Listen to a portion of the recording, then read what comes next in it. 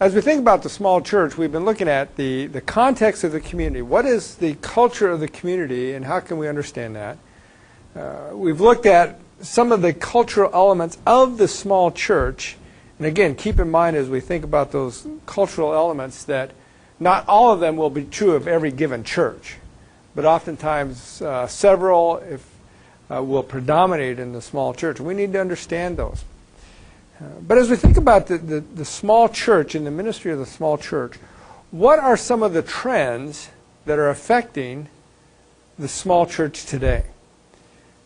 What do we see happening in the small church movement and in our culture at large that are affecting how we do ministry? As we think about the small church is faced with the crisis of leadership. That the small church is faced with really a twofold issue as we think about leadership and the crisis that's confronting the small church today. One is the crisis of recruiting individuals to the small church. And then secondly, the crisis of retaining individuals once they're there. In the small church today, as we look at what's happening in the small church movement, one of the significant problems is that the small church is no longer seen as a viable place of ministry, as a viable ministry option by those entering into ministry. That the church is facing a decline. One of the current issues of debate in students of the trends affecting the church today, especially on the pastoral level, is there going to be a shortage of pastors in ministry? That there is a number of individuals who are concerned that we are facing in the evangelical church today a significant shortage. David Kroll, for example, has written a book entitled The Vanishing Ministry, where he talks about how we're seeing a significant trend of less and less individuals willing to go into ministry and really seeing pastoral ministry as an option. That what used to be the cornerstone of the seminary was the pastoral program is now becoming less and less in its overall program. If there's going to be a shortage in the ministry at large, it's first going to be felt in the small church, because they're the ones that are going to find the most difficult to attract individuals. And in fact, there was a case study done, a study done by Patricia Chang, entitled the Assessing the Clergy Supply in the 21st Century. And some of her statistics were rather startling in terms of especially the small church.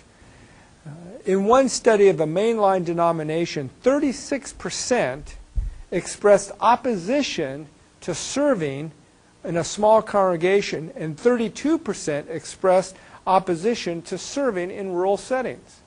So 1/3 of those who have identified pastoral ministry as their career goal, if you would, 1/3 of them said they would not serve in a small church or a rural church.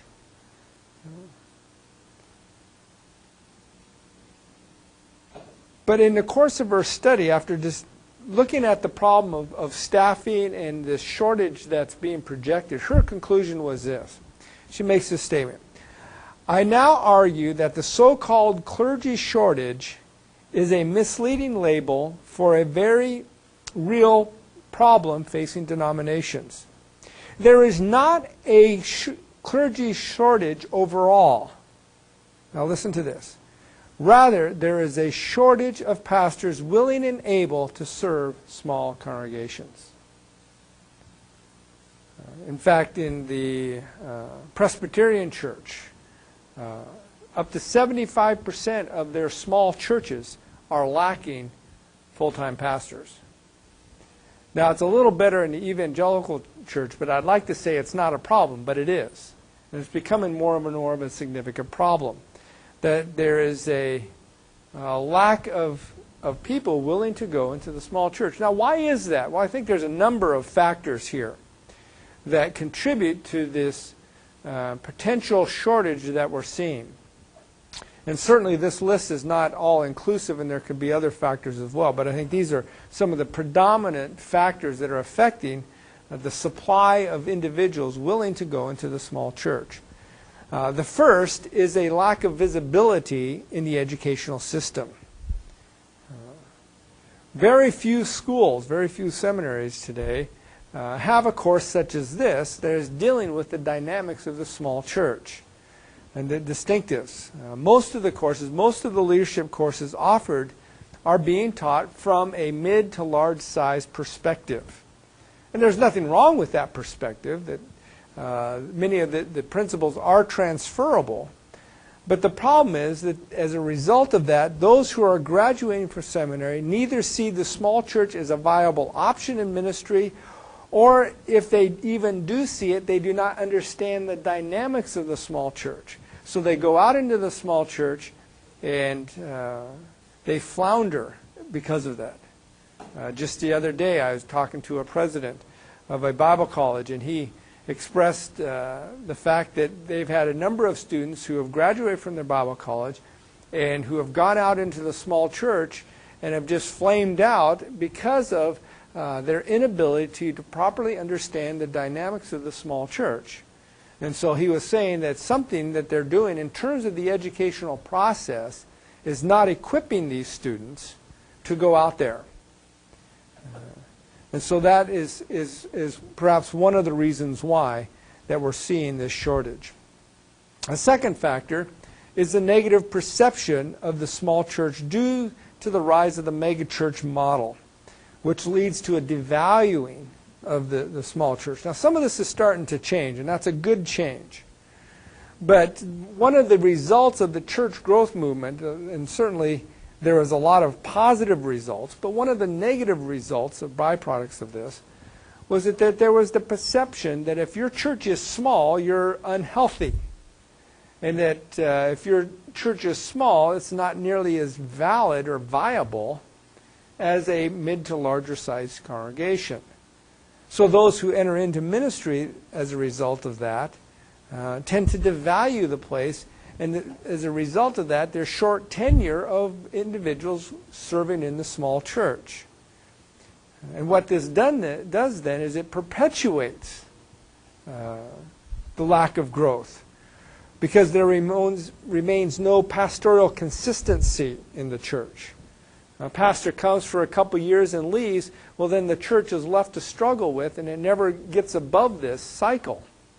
It never gets to a point where it can settle down and start becoming healthy as pastors come and go. And so it perpetuates the problem.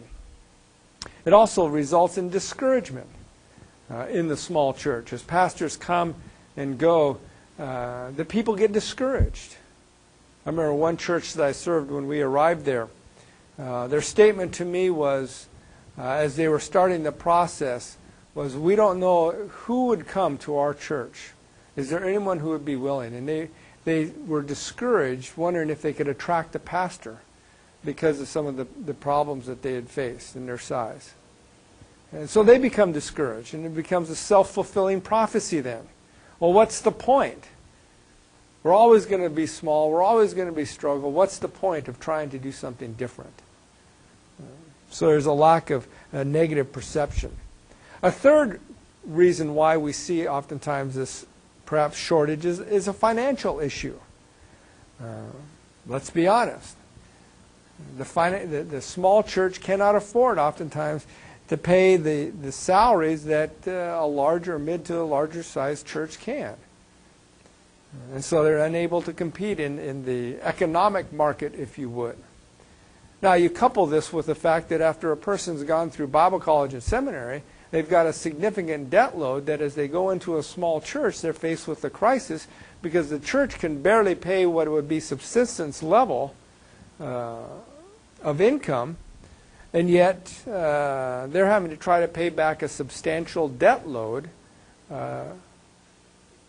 to the schools, and as a result, they cannot afford to live in a small church ministry.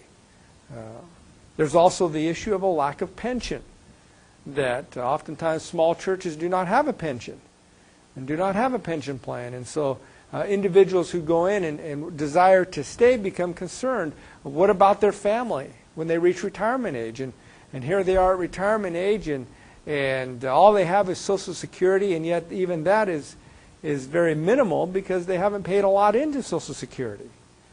And so as a concern for their family, they feel they need to move on to a church that can pay more, that would have some kind of a pension plan.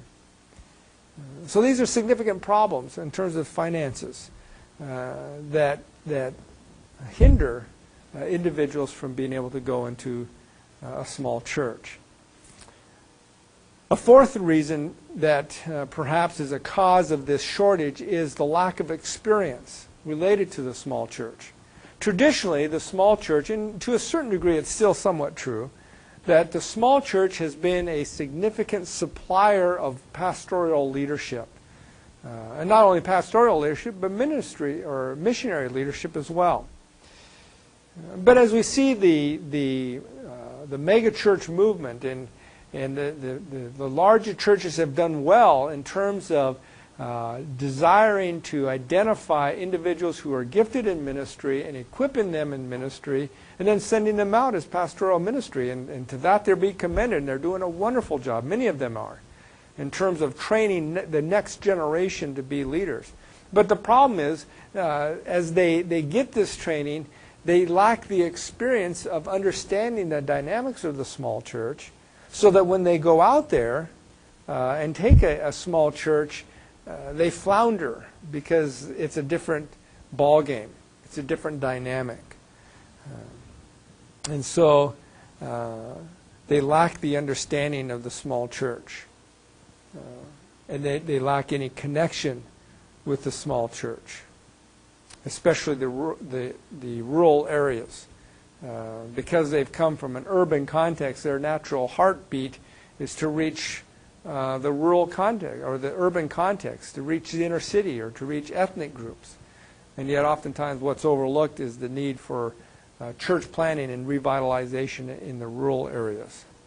And then a fifth reason, and perhaps the one that should cause us the most concern, is just the fact that ministry has become a profession. That in many ways we view ministry today like we would any other career. And as we enter into a career, we always want to advance in our career. And we want to advance. And the way we advance in ministry, in the career of pastoral ministry, is that we move out to larger churches. And so we see the small church then as perhaps the place to get grounded in ministry and to start ministry, but certainly not a place to remain in ministry, because we desire to move up the corporate ladder, if you would. We also face, in terms of professionalism, the idea that of financial remuneration. We look around in the secular world and we see the amount of money that people make with the same education that we have, and we begin to think that our salary should be comparable to theirs. That because we have a master's or even a doctorate, that we should have a certain level of financial income as a result of that. And yet the small church can't afford that. But then lastly, in terms of professionalism, just the fact of prestige. We want the recognition. The small church is a forgotten ministry. The small church lacks prestige. You'll never make the pages of the church history books in the small church. And so, as a result of that, we envy the status and prestige of others in larger churches who are the conference speakers and get the recognition at the denominational meetings as the fastest growing church in the association. And so we become envious of that, and we want that. And so as a result, we become church hoppers looking for the right church that would enable us to have some kind of recognition outside of our little realm of ministry. And so as a result, we tend to start overlooking the small church. And so the small church then faces a difficulty of recruiting individuals into its ministry. And as also mentioned before, that one of the struggles as well is the issue of specialization. And we go and we obtain schooling, and we become impassioned and really desiring to specialize in a particular area, but yet when you go into the small church, we need to be more generalists as well. So not only does a small church face a problem of recruitment, it also faces a problem of retention. That even pastors who come out to the small church oftentimes do not stay. Studies would seem to indicate that the effectiveness of ministry does not really begin until after at least 5 to 7 years of ministry. That after a pastor has been in a church 5 to 7 years, then is when his ministry will start affecting lasting change in the lives of people and the life of the congregation. Why? Because change requires trust, and trust can't be built overnight. That it takes time. It takes time to build that. Yet what we see in the small church oftentimes is a short-term pastorates. Pastors who are becoming discouraged because of the ministry, that nothing's happening, and as a result, they either leave the ministry or they desire to take a more prestigious position.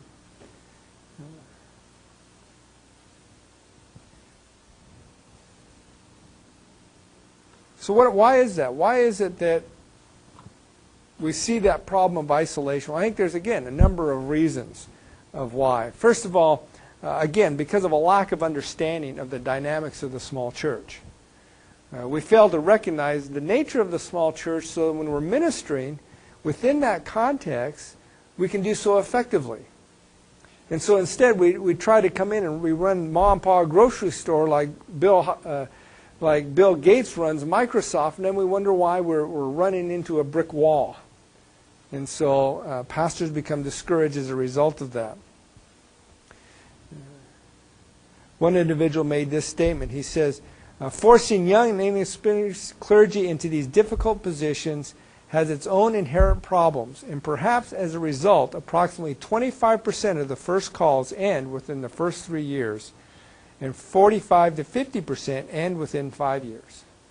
See, when we view ministry, when we view the small church as the starting place, in many ways we're sending the young and experienced out to some of the most difficult ministries. It is difficult ministering in a community that is very closed to the gospel.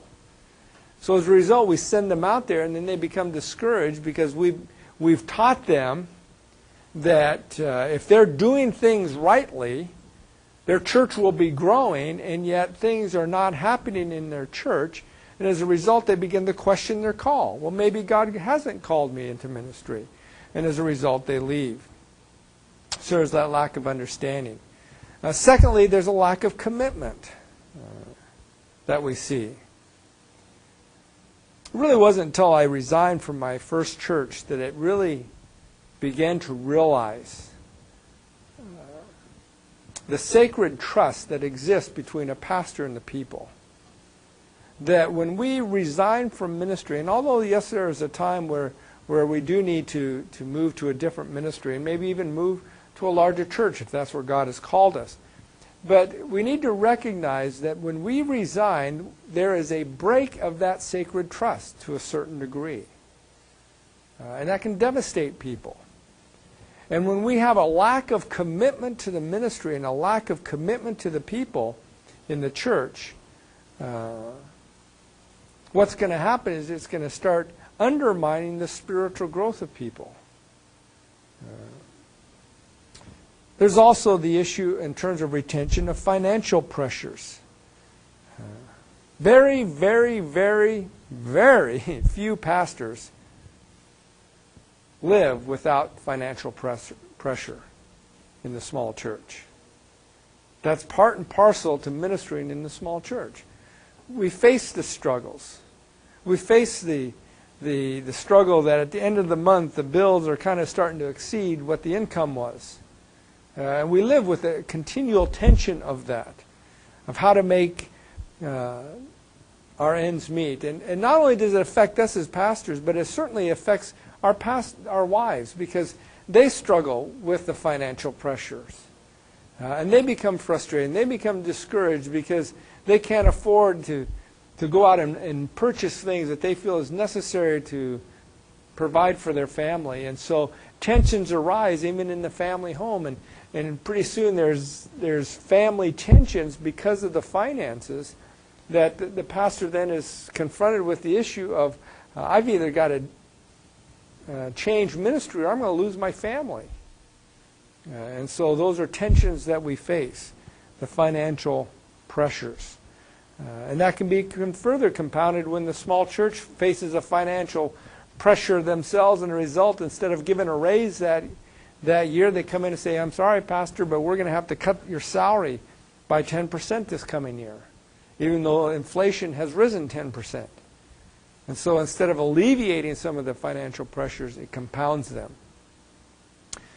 A fourth factor of retention is the factor of isolation. Pastoring in the small church can be very lonely. First of all, we face the isolation from the community.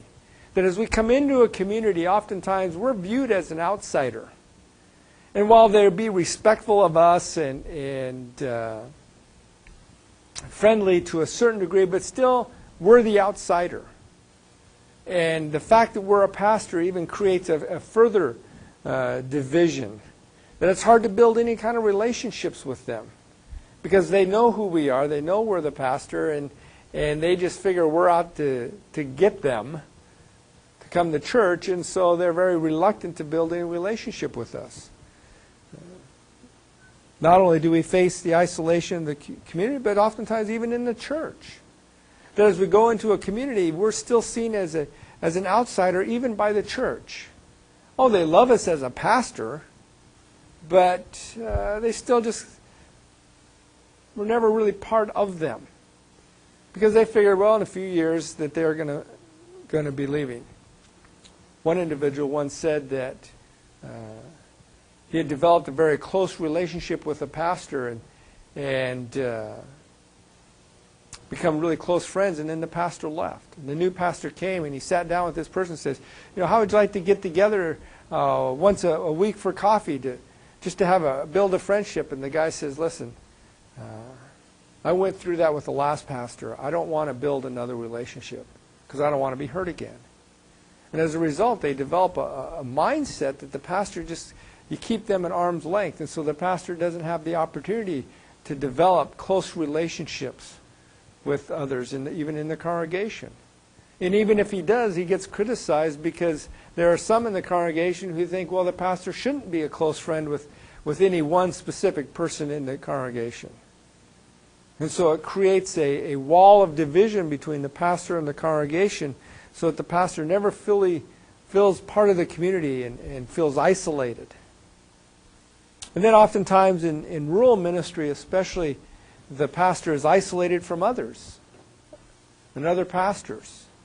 And so they don't have the opportunity to build any relationships with their peers of someone that they can go to and share their struggles with and share their difficulties with. As a result, they build all the tensions that we experience in ministry with no outlet until emotionally they crash. And so stress, because of that isolation, becomes a significant factor in ministry. And then lastly, discouragement. Pastors leave the ministry because they're discouraged. One pastor, in terms of, I did a survey and asking pastors, what are some of the stress factors of the small church? And many of them wrote back and said, it's the expectations of people that we cannot meet. And so we try to live up to that expectation. We try to live up to that standard that people have. And as a result, when we continually don't match that expectation, or even the expectation that we have of ourselves, we begin to become discouraged. And here's another week. I got further behind, and so they become more and more discouraged as a result and leave the ministry. And